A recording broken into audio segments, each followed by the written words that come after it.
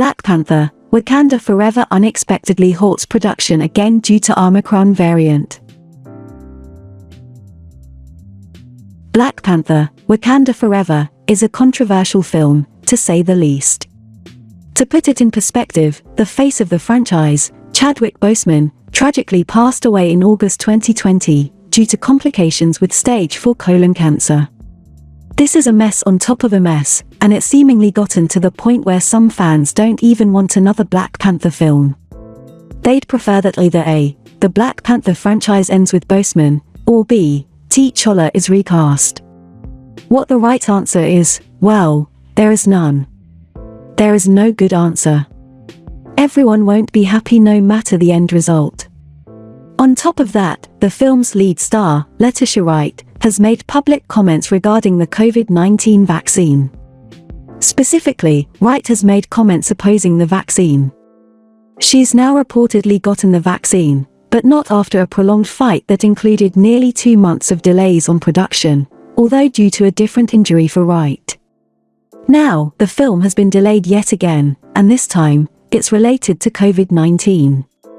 The Hollywood Reporter has revealed that a week after restarting production in Atlanta, Black Panther, Wakanda Forever has had to shut down production again, due to a COVID-19 outbreak on set. Cast member Lupita Nyong'o was among the infected. It's unknown if Letitia Wright tested positive for the virus after making anti-vaccination comments last year, but more information is expected to be released soon. There currently is no timeline for when production may resume in Atlanta. That's not good. The fact that the production only resumed for a week, then shut down again, is not good. It's always possible that Marvel Studios is considering a delay for the Black Panther sequel at this point, given both the Marvels, February 2023, and Ant-Man and the Wasp, Quantumania, July 2023, are in the post-production process. However, there has been no public indication of a release date shift.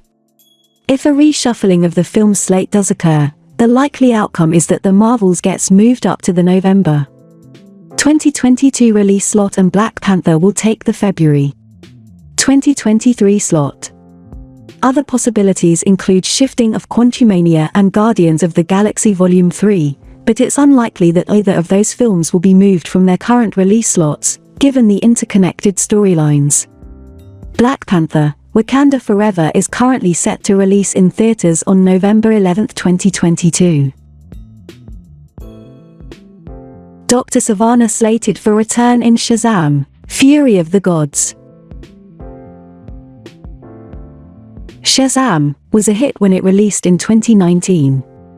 The film has been acclaimed by fans and critics alike, both of whom have praised it for its humor, comedic fun and willingness to make fun of villains, and of course, its pure ridiculousness.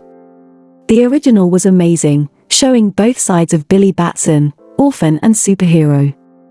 Fans are hoping that the relationships explored can be carried over to the sequel, whether it's the villains that return, or the Shazams. Good news, it looks like we may get just that. Shazam, Fury of the Gods is one of those films that has very high expectations. Coming off the blockbuster original, it has extremely high expectations to live up to, and unfortunately, it's not looking like it can live up to those expectations. However, with a cast consisting of Zachary Levi, Rachel Zegler, Grace Fulton, Asher Angel, and more, that's not going to stop it from trying. The film is directed by David F. Sandberg, who also directed the original. It releases in June 2023, and we may have just received new info about the sequel. Per a new report by the Cosmic Circus, Mark Strong has filmed scenes for Shazam, Fury of the Gods, to reprise his role as Dr. Sivana in the sequel to 2019's Shazam.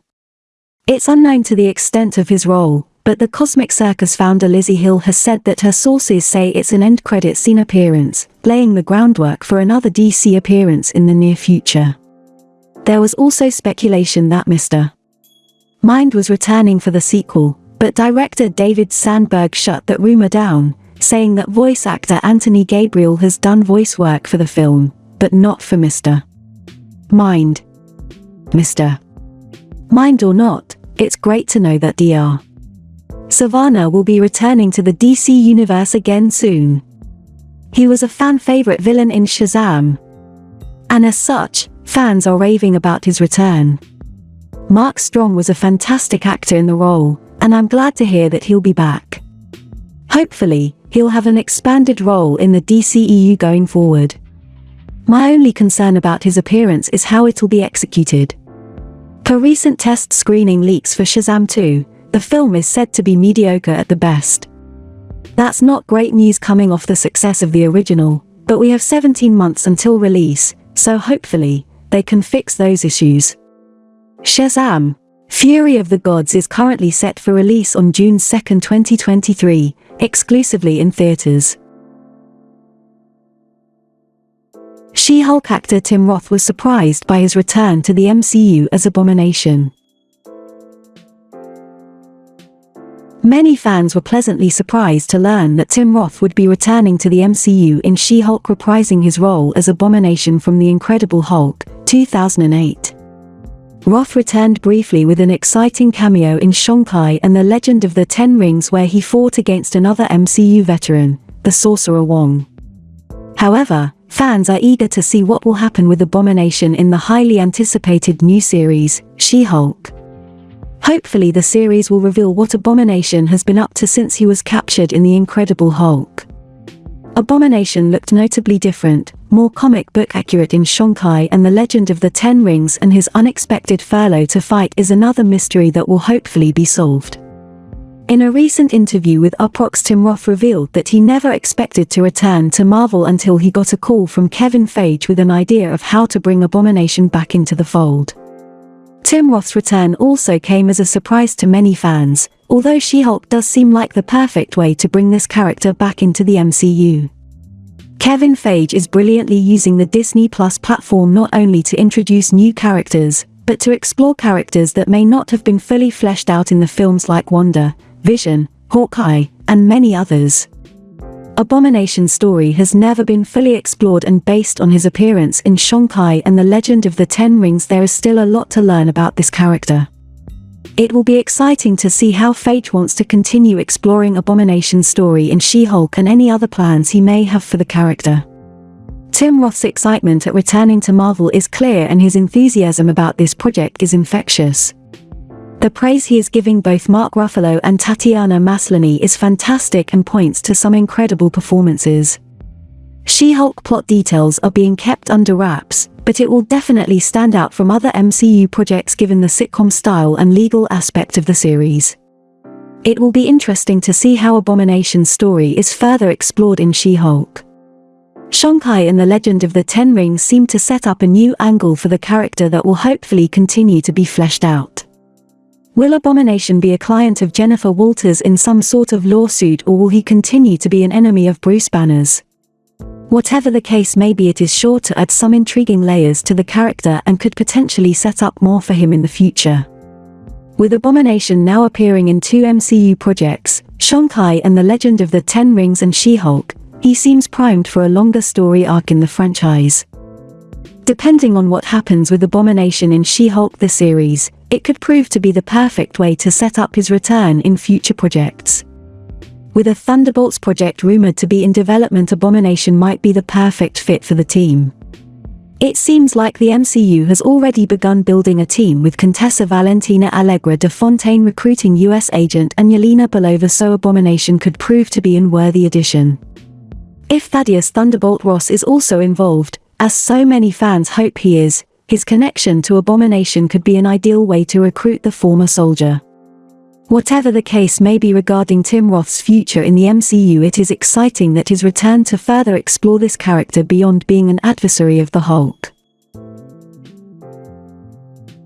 Ant-Man and the Wasp, Quantumania star Evangeline Lilly says sequel might be the best one yet. Ant-Man and the Wasp, Quantumania star Evangeline Lilly, who plays Hope Van Dyne, aka The Wasp, has teased that while the threequel is the hardest one we've made so far, it could possibly be the best one yet. We finished filming at the end of November, and I think, hands down, it was the hardest one we've made. It was the most difficult. It was the only one we've made during the COVID lockdowns, Lilly explained in an interview with the Digital Fix. That just adds such an incredible complication to making a movie. It adds a lot of stress. It makes things very impersonal because you can't see faces. She added, film sets are already impersonal enough. There is so much that goes on and so much that has to get done in a short amount of time, and the intensity level is really, really high. So it was a very trying experience doing the film with COVID measures. But I actually think, what we did, the stuff we shot, the material we managed to get, I think it might be the best one yet. While plot details for Ant-Man and the Wasp, Quantumania are being kept under wraps, we do know that Jonathan Majors, Lovecraft Country, is set to star as the villain Kang the Conqueror once again after the actor played a Kang variant in Marvel's Loki series, who was revealed to be the mastermind behind the TVA. Ant-Man and the Wasp, Quantumania is being directed by Peyton Reed and stars Paul Rudd, Scott Lang Ant-Man, Evangeline Lilly, Hope Van Dyne the Wasp, Michael Douglas, Hank Pym, Michelle Pfeiffer, Janet Van Dyne, and Corey Stoll, Darren Cross Yellowjacket, along with MCU new additions Catherine Newton, Freaky, as Cassie Lang, Jonathan Majors, Lovecraft Country, as Kang the Conqueror, and Bill Murray. Ant-Man and the Wasp Quantumania is set for release on July 28, 2023. Amazon confirms The Lord of the Rings, The Rings of Power title with a teaser. Amazon has revealed the official title for its LOTR series with a special video showing the making of the rings. The multi-season series will be officially called The Lord of the Rings, The Rings of Power. The significance of the subtitle will not be lost on J.R.R. Tolkien fans, since it foreshadows an epic plot that brings together the important events of Tolkien's Second Age, the forging of the iconic rings. The Lord of the Rings, The Rings of Power will exclusively release on Prime Video around the world in multiple languages on Friday, September 2nd, with new episodes available weekly. Lines from Tolkien's Ringverse featured in the voiceover as part of the announcement video revealed by Amazon Prime Video. 3 rings for the Elven Kings under the sky. 7 for the Dwarf Lords in their halls of stone. 9 for mortal men doomed to die. 1 for the Dark Lord on his dark throne. In the land of Mordor where the shadows lie. This is a title that we imagine could live on the spine of a book next to J.R.R. Tolkien's other classics.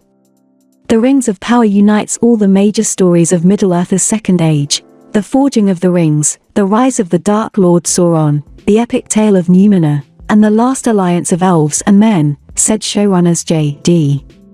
Payne and Patrick McKay. Until now, audiences have only seen on screen the story of the One Ring, but before there was one, there were many, and we're excited to share the epic story of them all. Prime Video chose to create the title in a blacksmith foundry, pouring flaming molten metal into hand-carved wooden ravines formed to the letterforms, just as many components of the show were. The process was filmed in slow motion for a live-action video that includes narration of words from Tolkien's famous Ringverse detailing the intended receivers of the 20 Rings of Power. The custom title treatment is made of silvery metal and features lines of Elvish lettering engraved along the crest of each letterform. The Lord of the Rings, The Rings of Power brings the heroic legends of Middle-earth's Second Age to the big screen for the first time. This epic drama is set thousands of years before the events of J.R.R. Tolkien's The Hobbit and The Lord of the Rings and will transport viewers to a time when great powers were forged, kingdoms rose to glory and fell to ruin, unlikely heroes were tested, hope hung by the thinnest of threads, and one of Tolkien's greatest villains threatened to cover the entire world in darkness. Beginning in a time of relative peace, the story follows an ensemble cast of familiar and new characters as they face the long-feared return of evil to Middle-earth. These countries and characters will leave legacies that will live on long after they are gone, from the deepest depths of the misty mountains to the magnificent woodlands of the elf capital of Lindon, to the breathtaking island kingdom of Menor, to the uttermost extremities of the world. The series is led by showrunners and executive producers J.D. Payne and Patrick McKay. They are joined by executive producers Lindsay Weber, Callum Green, J.A.